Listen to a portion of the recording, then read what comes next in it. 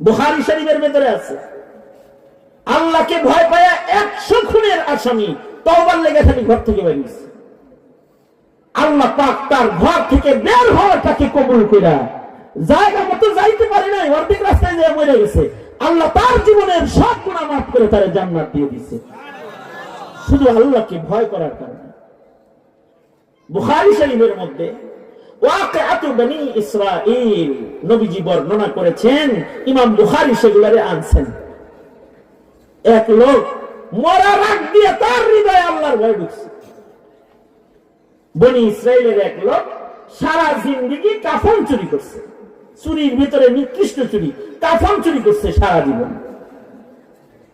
কিন্তু মৃত্যুর আগ দিয়ে তার হৃদয়ে আল্লাহর ভয় ঢুকেছে। সে চিন্তায় পড়ে গেছে, আমার মতো কাফন চোর কবরে গেলে রেহাই নাই, আমার মতো কাফন চোরার আল্লাহর আদালতে দাঁড়াইলে আর উপায় নাই।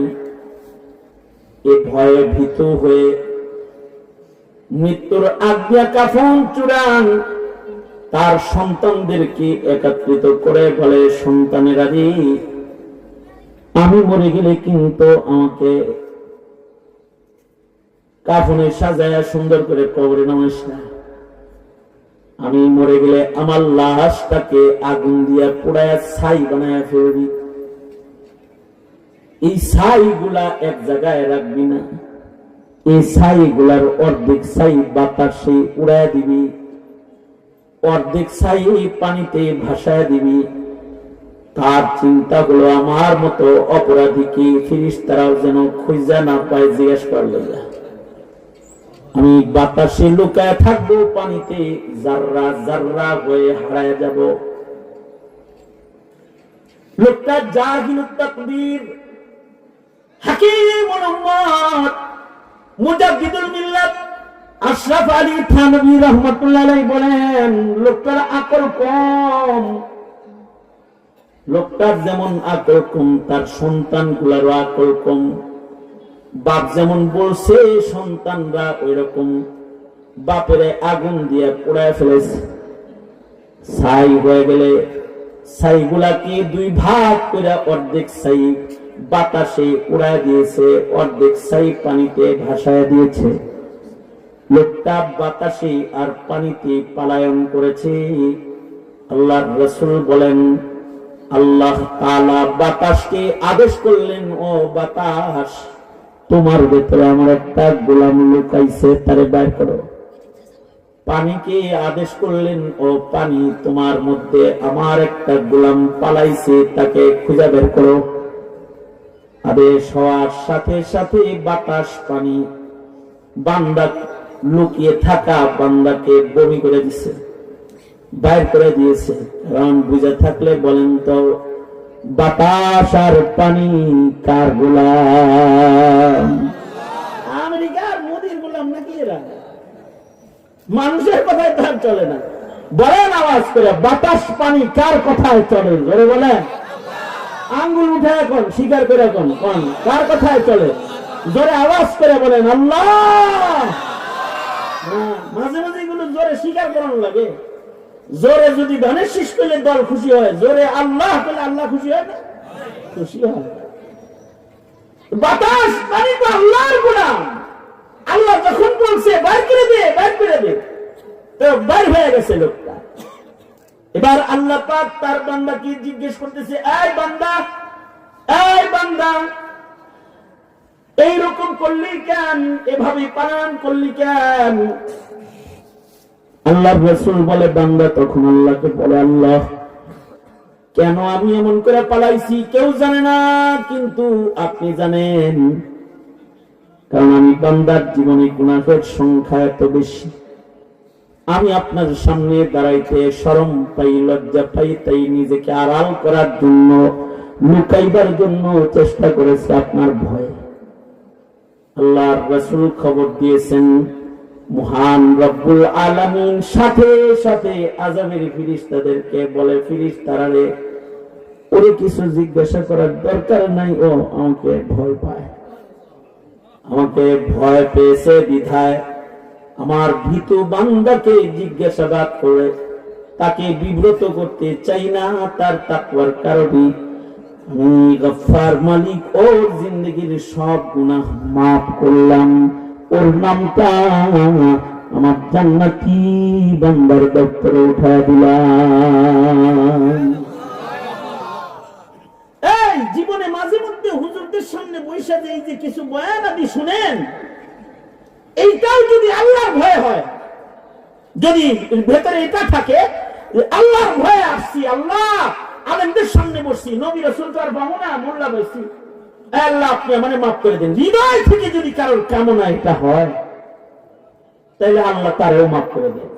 হাদিসে আছে এই সকল মজলিসে গাশিয়াতুহুমুর রাহমা হাফাতহুমুল মালায়েকা, আল্লাহ তাআলা ফেরেশতা দিয়ে ঘিরে দেয় আর আল্লাহ পাক ক্ষমার এলান করে দেয়। তবে শর্ত তাকওয়া লাগবে, আল্লাহর ভয় লাগবে। আমি এইটা বুঝাইতে যে অনেক সময় আপনাদেরকে বলি, মনে করেন আপনি আপনার ছেলেদের দাওয়া দিচ্ছেন আর আপনার ছেলে আপনার শাসন থেকে বাঁচতে যায় আপনার মার আঁচলের নিচে যায় পলাইছে, আপনার তো এই ক্ষমতা নাই যে মায়ের আঁচলের নিচ থেকে তার নাতিরে বাইর করে আইনা আমি বিদায় দেব, এই ক্ষমতা আপনার নাই। আপনি তখন দরজায় দাঁড়ায় কি বলবেন?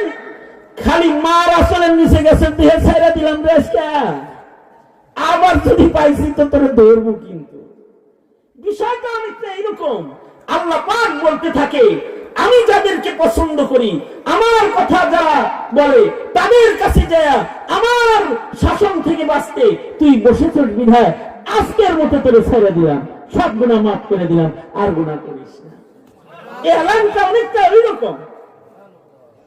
এজন্য জীবনে এরকম যাওয়াটা, এরকম কোন মাসাদিনের আমলগুলো, এইগুলোও তাকওয়া আল্লাহর একটা প্রমাণ, দলিল। এতেও বোঝা যায় বান্দার হৃদয়ে আল্লাহর ভয় আছে। যদি বান্দা ভীতু হয়, আমার এতটুকু সময়ের আলোচনার খোলাসা হইল হায়াতের পরতে পরতে কদমে কদমে এইটা প্রকাশ করার চেষ্টা করা, আল্লাহ আমি আপনারে ভয় পাই, এইটা প্রকাশ করার চেষ্টা করা। ইত্তাকুল্লাহ, প্রকাশটা করবেন কেমনে? নবীজি বলে ইত্তাকিল মাহারিম তাকুন আ'বাদান নাস, আল্লাহর ভয়ে গুনাহ ছেড়ে দে, তাতেই বুঝে যাবে তুই আল্লাহর বান্দা। আল্লাহু আকবার জোরে করে বলেন। কিছু করতে পারতেছিস না তো আল্লাহর ভয়ে কি ছাড়, গুনাহ ছেড়ে দে। মিথ্যা কথা বলবি না, কারণ কেউ না জানলেও একজন জানে কথাটা মিথ্যা। কে জানে? জোরে বলেন। তিনি আধার রাতে দরজা বন্ধ করে কোনো গুনাহ হচ্ছে, আধার রাতে কেউ দেখে না, দরজা বন্ধ, কিন্তু ঘরের ভেতরে তুমি একা নও, তোমার সাথে আরেকজন আছেন। তিনি কে? কারণ জমিনে এমন কোন জায়গা নাই যেখানে আল্লাহ নেই। আল্লাহু হাজিরি আল্লাহু নাজিরি আল্লাহু মাই। বলেন আমার সাথে, আল্লাহু হাজিরি আল্লাহু নাজিরি আল্লাহু মাই। শব্দগুলা আল্লাহর রাস্তায় নুরানির ছাত্রদের মতো কইন যে বলেন, জোরে আওয়াজ করে বলেন। মনে যে ভাষা বলে ফেলছে না, নোয়াখালী ভাষা কি বলব? জোরে কর, ঠিক আছে বলেন আমার সাথে, আল্লাহু হাজিরি আল্লাহু নাজিরি আল্লাহু মাই। তার মানে গুলো আমি একা না, এখানে আরেকজন হাজির আছে। কে? আমাকে কেউ দেখে না এমন না, আল্লাহু নাজিরি, আমাকে একজন দেখে। তিনি কে? আমার সাথে কেউ নাই, কিন্তু একজন আমার সাথে আছে, আল্লাহ। তিনি সব শুনে আল্লাহ, এমনকি তিনি এমন শোনেন, এমন দেখেন, এমন তিনি জানেন। ইয়ালামু বিযাতিস সুদূর, বান্দার হৃদয়ের গভীরে কোন কল্পনাও যদি বান্দা করে, যেই কল্পনা সম্পর্কে দুনিয়ার কেউ জানে না, কিন্তু একজন জাইনা ফেলায়, ওই মালিক হলেন আমার আল্লাহ। এই জিনিসটা যদি কারোর মাথার ভেতরে থাকে, তাহলে ওই বান্দা তো রাতের আধারে মরু প্রান্তরে অথবা একলা ঘরেও পাপের সাথে তার ছোঁয়া লাগবে না। সে মাহারিম থেকে নিজেকে বাঁচায় রাখবে, গুনাহ থেকে বাঁচায় রাখবে। এই গুনাহ থেকে বাঁচার নাম তাকওয়াল্লাহ। ইত্তাকুল্লাহ, আল্লাহকে ভয় করো। তার মানে হলো বান্দা সব গুনাহ তুমি বর্জন করো, সব গুনাহ ছেড়ে দাও। চোখের গুনাহ, কানের গুনাহ, হাতের গুনাহ, গোপন গুনাহ, ভাবনার গুনাহ, তোমার জীবনের সকল গুনাহকে তুমি বর্জন করো। তোমার গুনাহ বর্জন, এটা প্রমাণ তুমি কাকে ভয় করো? আল্লাহকে ভয় করো, এটাই প্রমাণ। ইত্তাকুল্লাহ মানে হলো গুনাহ ছেড়ে দাও। ইবাদত করতে নাই পারো, কুওয়াতে নেকি নাদারি বদমাকুন। ইবাদত যদি করতে নাই পারো, তাহলে কমাস তুমি গুনাহটা করো না, পাপ করো না। এটা একটা কাজ। যুব সমাজ, আমার নওজোয়ান ভাইরা, কার মরণ কখন আছে এটা জানা নেই। তুমি এখন পাপের ভেতরে আছো, এখন যদি তুমি মরো, তাইলে তোমার মরণের অবস্থাটা শোনো। মরণের অবস্থা হলো, পাপের ভেতরে যাদের মৃত্যু হয় তারা ঈমান শূন্য মরণ হয়। নাউজুবিল্লাহ। আর আস্তে করে বলেন নাউজুবিল্লাহ, জোরে আওয়াজ করে বলেন নাউজুবিল্লাহ। হ্যাঁ, মানে কেউ যদি গুনাহ করতে করতে মারা যায়, তাইলে তার মরণটা ঈমান ছাড়া হয়। হাকিকাতুল ঈমানি নূরুন, হাকিকাতুল মাসিয়াতি যুলমাতুন। আলো আর আন্ধার দুইটা এক জায়গায় হয় না। পাপের সাথে কেউ মরলে লা ইয়াজনি জানি হিনা ইয়াজনি ওয়া হুয়া মুমিন। রাসূল বলে, কেউ যখন কবিরা গুনাহ করে তখন তার ঈমান তার সাথে থাকে না। জিনাকারী ঈমানের সাথে জিনা করে না, চোর ঈমানের সাথে চুরি করে না, মিথ্যাবাদী ঈমানের সাথে মিথ্যা বলে না। যখন মিথ্যা বলে তখন তার ঈমান তার লগে থাকে না। সাহাবীরা জিজ্ঞাসা করে, নবীজি ঈমান তখন কই যায়? আল্লাহর রাসূল বলে, ঈমান সিনাত থেকে বের হয়ে মেঘের আবের মতো তার মাথার উপরে ঘুরতে থাকে। যতক্ষণ গুনাহ করে ঈমান তার থেকে দূরে থাকে। এই কারণে গুনার হালতে কেউ মরলে সে বেঈমান হয়ে মরে। নাউজুবিল্লাহ। আওয়াজ করে বলেন নাউজুবিল্লাহ। হয় নাই? আরো জোরে সবাই মিলা বলেন নাউজুবিল্লাহ। জোরে বলেন নাউজুবিল্লাহ। এবার বাংলায় বলেন, ইয়া আল্লাহ, আমাদের মরণ গুনার হালতে দিয়েন না। কি হালতে দিব? তাইলে উল্টাটা, ও আল্লাহ, আপনি আমাকে ইবাদতের হালতে মৃত্যু দান করেন। অর্থাৎ আমাকে জুমারাতে মরণ দান করেন, অর্থাৎ আমাকে নামাজ পড়া তারপরে মরণ দান করেন। ও আল্লাহ, আপনি আমাকে কোরআন পড়তে পড়তে মরণ দান করেন। আপনি আমাকে কাবার তওয়াফ করতে করতে মরণ দান করেন। আপনার নবীর মসজিদে দরুদ পড়তে পড়তে মরণ দান করেন। আল্লাহর কাছে ভালো মরণ কামনা করা। মরণের ভেতরে সবচেয়ে দামি মরণ হলো শহীদি মরণ। আল্লাহর কাছে বলা, আল্লাহ, আপনি আমাকে শাহাদাতের মৃত্যু দান করেন। এটা দোয়া করতে হবে। বলেন ইয়া আল্লাহ। আরো জোরে বলেন ইয়া আল্লাহ। শাহাদাতের মৃত্যু চাই, কারণ শাহাদাতের মৃত্যু যারা পায় তারা বিনা হিসাব আল্লাহর জান্নাতের মেহমান হয়ে যায়। এ কারণে নবী রাসূলরাও শাহাদাতের মৃত্যু চাইতো। সহজে মানুষ মরতে চায় না। মরণ কি আর কেউ চায়? মরতে কি কেউ চায়? সবাই বাঁচতে চায়। মুসা নবী বাঁচতে চাইছে, সুলাইমান আলাইহিস সালাম বাঁচতে চাইছে। আপনি আমি চাইলে এটা কোনো আশ্চর্য কিছু নাকি? আজরাইল আইছে মুসা আলাইহিস সালামের রূহ নিতে, উনি আজরাইলরে থাপ্পড় মারছে। এক থাপ্পড়ে চোখ খুলে গেছে। একটা যায় আল্লাহর কাছে যায় আজরাইল কয়, আল্লাহ, মরবো না, মরবো না, আমারে মারছে। কিন্তু থাকতে পারে নাই, মৃত্যু হয়েছে। সুলাইমান আলাইহিস সালামের রূহ কবজ করতে আসছে আজরাইল। সুলাইমান নবীর রূহ কবজ করতে আসছে। সুলাইমান আলাইহিস সালাম কয়, রাখো মিয়া, আল্লাহর লগে কথা কইলো, রাখো। আল্লাহ কয়, আল্লাহ, দুষ্ট জাত জিন্নাত দিয়া মসজিদ বানাইতেছি আমি, জিনেরা মসজিদ নির্মাণ করতেছে। এখন অর্ধেক হইছে, এখন যদি আমারে মারেন ওরা খারাপ, এই নির্মাণ আর হবে না। আপনার কাবা, মসজিদুল আকসা তো কাবা, মুসলমানদের প্রথম কিবলা।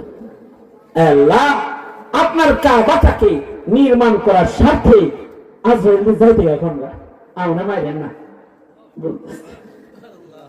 তাফসীরে আছে এভাবেই বলছে যে মসজিদটা শেষ করে আল্লাহ এরপরে মাইরেননি।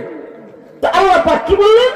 আল্লাহ বললেন কাজ হবে না, মরার টাইম এসে গেছে, এখন আর ভিসা এক্সটেনশন হবে না, দুনিয়া থাকতে পারবা না।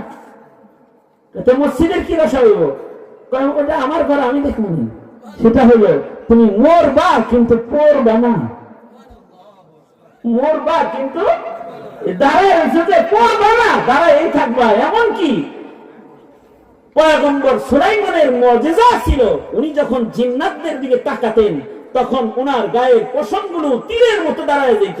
ওরা মনে করতো এখন তো আমাদের মেয়েরা হলো গরিব বাচ্চা, কাম করতে থাকি, তো ওরা হুকুম মানত। তখন যখন ওনার মৃত্যু হইতেছে তখন তিনি ওই বাপ ধরে তাকাইছিলেন জিন্নাতদের দিকে। উনি পরে নাই খালি তা না, ওনার চুল পশমগুলো নড়াচড়া দেয় নেই। এভাবেই রূহ কবজ হয়ে গেছে। মসজিদ বানানো শেষ হয়েছে, উলু বুকায় লাঠি খাইছে, এরপরে লাশ করছে। ওরা ঈশা টেস্ট করে করে তো অনেক আগে মারা গেছে রে, আজকের মরা না তো। তার মানে নবীর মৃত্যু, নবী চাইছেন যে আর কয়েকদিন বাঁচছে, কিন্তু কারোর আশা এটা পূরণ হয় না। কার মরণ কখন হবে এটা নবী রাসূল জানে নাই, এটা জানে একজন, তিনি কে? আল্লাহ পাক জানেন কোন জায়গায় কে মৃত্যুবরণ করবে, কখন মারা যাবে। এই জন্য আমার মরণ কয়েকদিন পরে হবে এটা মনে করে গুনাহ করার কোনো সুযোগ নেই। এই গুনাহের হালতে যদি মৃত্যু হয় তাহলে ঈমান শূন্য মরণ হওয়ার রিস্ক আছে। আর যদি ইবাদতের ভেতরে কারোর মরণ হয়, হযরত থানবী বড় চমৎকার একটা কথা বলেছেন। হযরত থানবী বলেছেন ইবাদতের হালতে যাদের মরণ হয় আল্লাহ পাকের রহমতি কোলের ভেতরে তাদের মরণ হয়, আর গুনার ভেতরে যাদের মরণ হয় শয়তানের জালের ভেতরে তাদের মরণ হয়। নাউজুবিল্লাহ করে করে বলেন। তাই তুমি যে চিন্তা করো যে আমি আজকের গুনাহগুলো করে লই কালকে ছেড়ে দেব, না, তোমার যদি আজকের গুনার সময় মৃত্যু হয়, এ কারণে হযরত থানবী বলেছেন যে কেউ দাড়ি কেটো না, কারণ 24 ঘন্টা কবিরা গুনাহ। মদ তো যখন খায় তখন কবিরা গুনাহ, মিথ্যা তো যখন বলে তখন কবিরা গুনাহ, কিন্তু কেউ যদি দাড়ি চাষে তাইলে এটা 24 ঘন্টা কবিরা গুনাহ। যখন ঘুমায় থাকে তখনও কবিরা গুনার হালতে ঘুমায় থাকার কারণে ঈমানবিহীন মরে যাওয়ার রিস্ক থেকে যায়। বুঝলে বুঝলো, কেউ না বুঝলে না বুঝলো, কিন্তু আমুল্লার দরকার হলে বলা বলে দিল।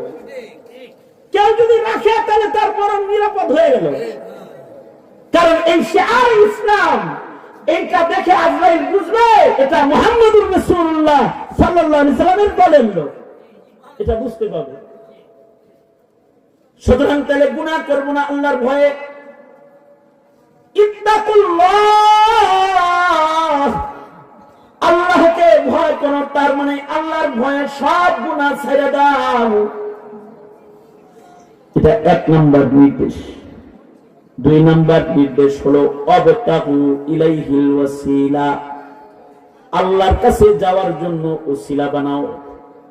আর মানে সকল নেকির কামগুলা করতে থাকো, কারণ কার কোন নেকির কাজ রব্বুল আলামিন পছন্দ করে মাফ করে দিবে বলা তো যায় না। লা তাহতিরান্না মিনাল মারুফি শাইআ, জীবনে কোন নেকির কাজকে ছোট মনে করবা না। তোমার ছোট্ট নেকটাও তোমার জীবনের গুনাহ মাফ হওয়ার জন্য আর জান্নাতে যাওয়ার জন্য রাস্তা হয়ে যেতে পারে। বুখারী শরীফে আছে কুকুররে পানি পান করাইছে, এতটুকু নেকির কাজকে আল্লাহ তাআলা দয়া করে জান্নাতের রাস্তা বানায় দিয়া জিনাকারীর জিনার গুনাহ মাফ করে মহান রব্বুল আলামিন এর বদলায় তাকে জান্নাত দান করেছে। সুতরাং তোমার জীবনের ছোট নেকির কাজও তুমি ছাইরো না। মুদ্রা কথা হলো এই কথাটা বুঝেন, এই কথাটা সেটা হলো প্রত্যেকটা নেকির কাজ জান্নাতে যাওয়ার আলাদা আলাদা রাস্তা।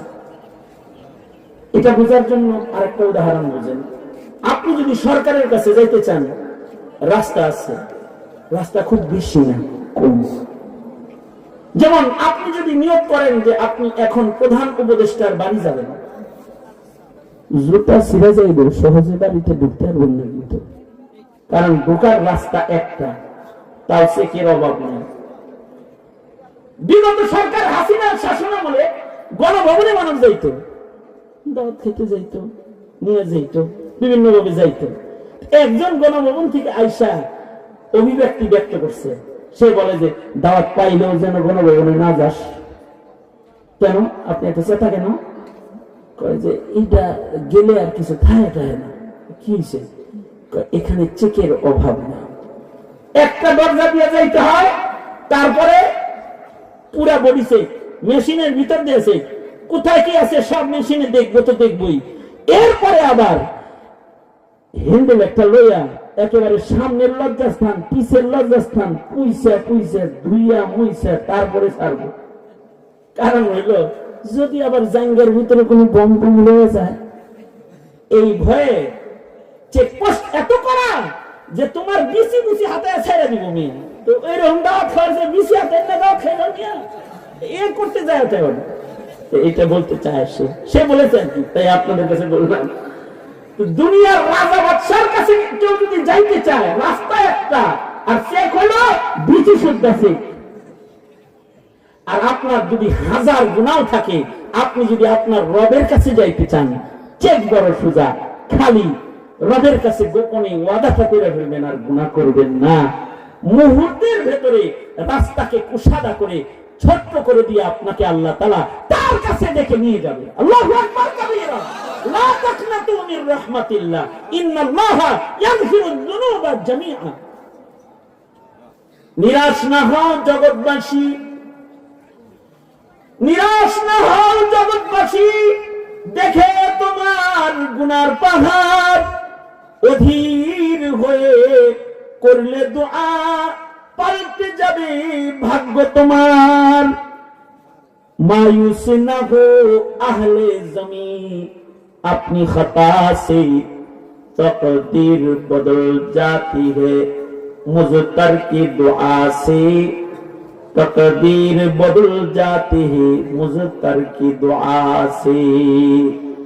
মহান রবের কাছে আমরা সবাই মিলে একসাথে যদি যাইতে চাই, সময় লাগবে না, ছোট্ট রাস্তায় পৌঁছে যাওয়া যাবে। কারণ মহান রব্বুল আলামিন তার কাছে তার বান্দা যাওয়ার জন্য রাস্তা একটা দুইটা রাখে নাই। তুরুকুল উসুলি ইলাল্লাহি সুবহানাহু ওয়া তাআলা, তুরুকুল উসুলি ইলাল্লাহি সুবহানাহু ওয়া তাআলা কাআবাদি আনফাসিল খালায়েক। আল্লাহর কাছে যাওয়ার রাস্তা কতগুলা, সহজে বোঝার জন্য মুফাসসিররা কয় আনফাসের সংখ্যা যত, আল্লাহর কাছে যাওয়ার রাস্তার সংখ্যা তত। আনফাস হলো এই যে শ্বাস ছাড়তেছি আমি, আপনি মনে করেন আমি 1 মিনিটে কয়বার শ্বাস ছাড়লাম, আপনি কয়বার ছাড়লেন। আমার 50 বছরের হায়াতে কতবার শ্বাস ছেড়েছি, আপনি আপনার 40 বছর, 50 বছর, 60 বছরে কতবার শ্বাস ছাড়ছেন। সারা দুনিয়ার সব মানুষ মিলা শ্বাস প্রশ্বাস ছেড়েছি, একজনের কারণে আর একজনের শ্বাস নিতে কষ্ট হয় নাই। সবাই মিলা বসছি, যার যার শ্বাস নিতেছি, কোন একজনের সাথে আর একজন পেছ লাগে নাই।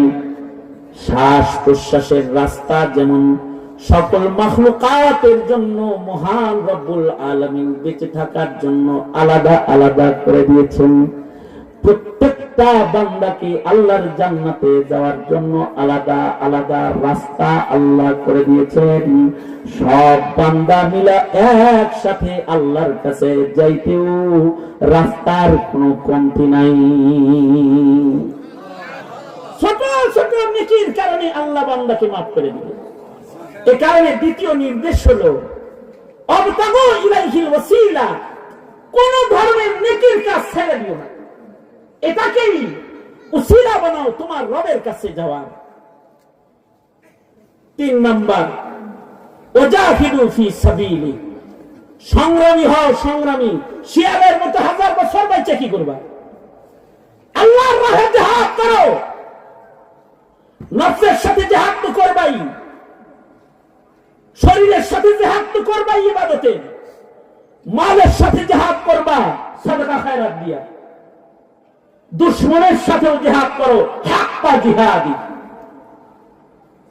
ইসলামের দুশমন যারা, তাদের সাথে আপোষ না, সংগ্রামী হয়ে যাও। ওয়াজাহিদু ফি সাবিলি, প্রয়োজনে তোমার জীবনকে তুমি বিতরণ করে দাও। যারা জীবন বিতরণ করবা তারা আর মরবা না, বিনা হিসাব জীবিত অবস্থায় তারা আল্লাহর জান্নাতের ভেতরে প্রবেশ করবা। লা তাকুলু লিমান ইউকতালু ফি সাবিলিল্লাহি আমওয়াত।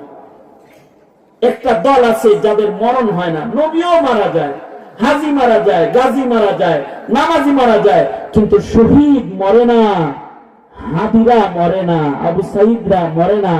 শাপলার রক্ত ঝরানো শহীদি রক্তে রঞ্জিত লাশ যাদের, ওরা মরে না। যারা কাফেরদের বিরুদ্ধে যুদ্ধের ময়দানে জীবন দেয় ওরা মরে না। জালেমের জুলুম অত্যাচার বন্ধের জন্য যারা জীবন দেয় ওরা মরে না।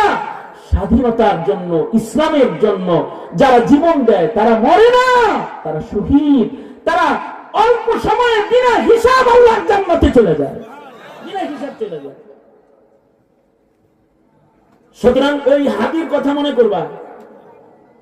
শিয়ালের মতো তুমি 1000 বছর বেঁচে না থেকে, শিয়ালের মতো তুমি 1000 বছর বেঁচে না থেকে, সিংহের মতো বেঁচে থাকো একদিন।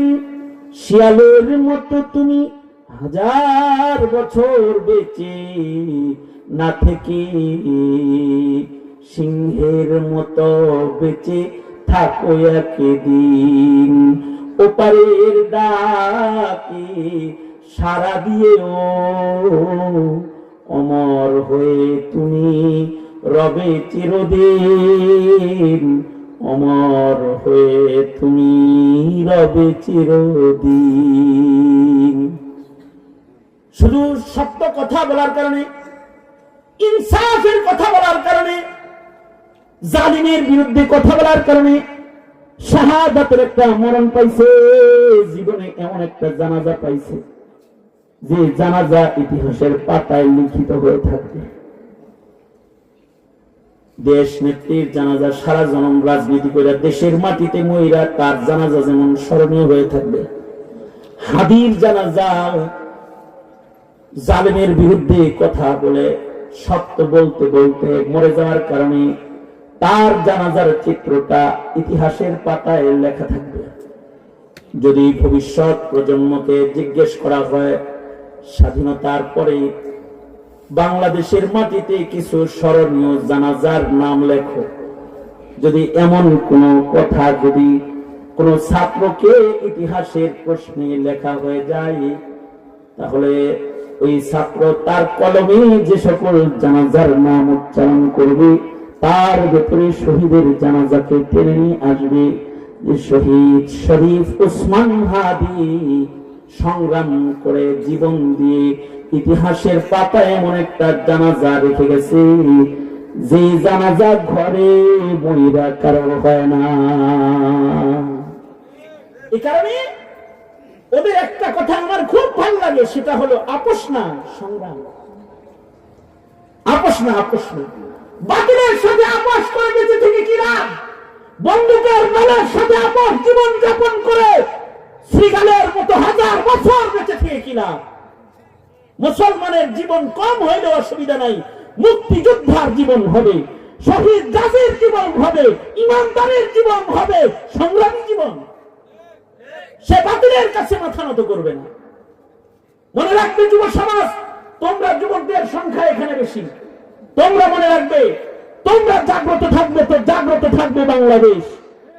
তোমরা অগ্রণী ভূমিকা পালন করবে তো আধিপত্যবাদ বিস্তার করে বাংলাদেশের স্বাধীনতাকে কেউ কেড়ে নিতে পারবে না ইনশাআল্লাহ।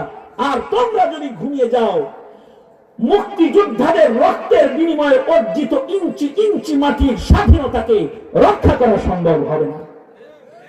সুতরাং সংগ্রামী হতে হবে, সংগ্রামী। মরবাই তো, মরণ তো একদিন আইবই। তো আল্লাহর রাহে মরো, আল্লাহর কাছে চলে যাও। জাহিদু ফি সাবিলিল্লাহ।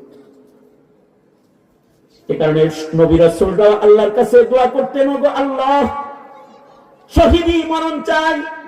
নবী রাসূলদের দোয়া, ওগো আল্লাহ, শাহাদাতের মৃত্যু চাই না। তুমিও দোয়া করবা, আল্লাহ আমাকে শাহাদাতের মরণ দান করেন। আর হযরত থানভী রাহমাতুল্লাহ আলাইহির একটা কথা বলে আজকের আলোচনা আমি শেষ দিব।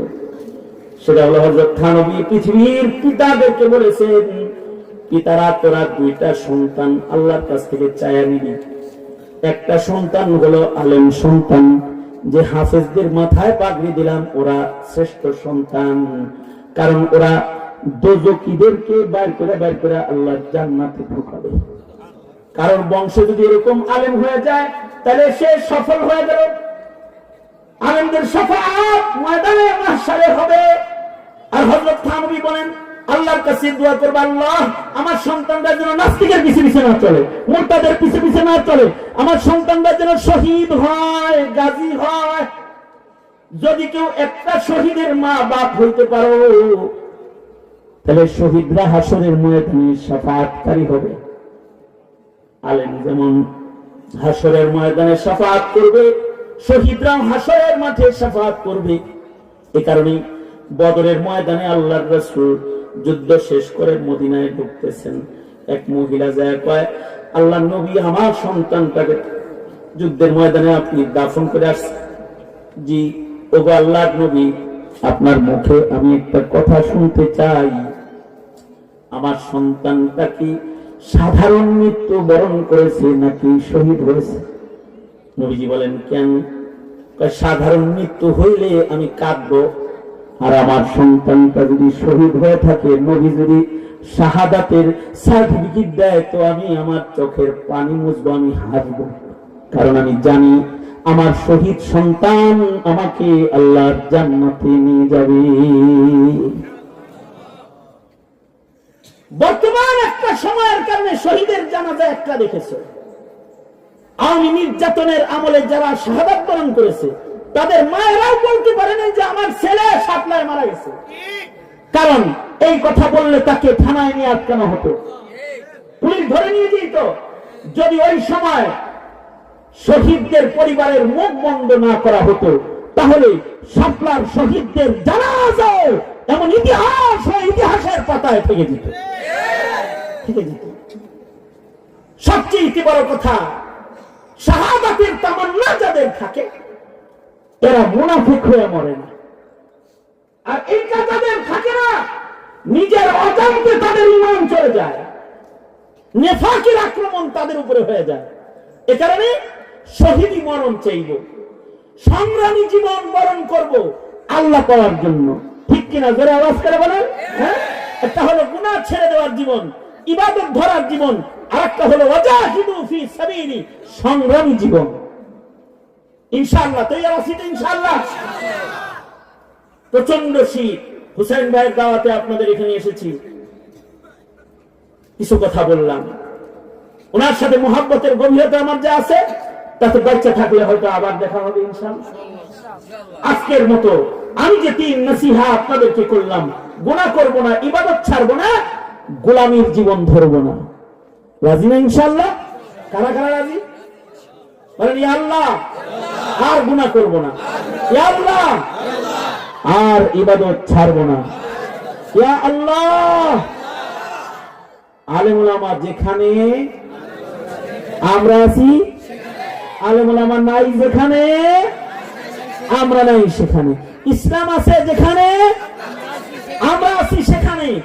ইসলামের বিরোধিতা যারা করে তাদের সাথে আমরা, জোরে বলেন, নাই। আপোষ না সংগ্রাম? জোরে বলেন, আপোষ না সংগ্রাম? মনে থাকবে তো ইনশাআল্লাহ। আল্লাহ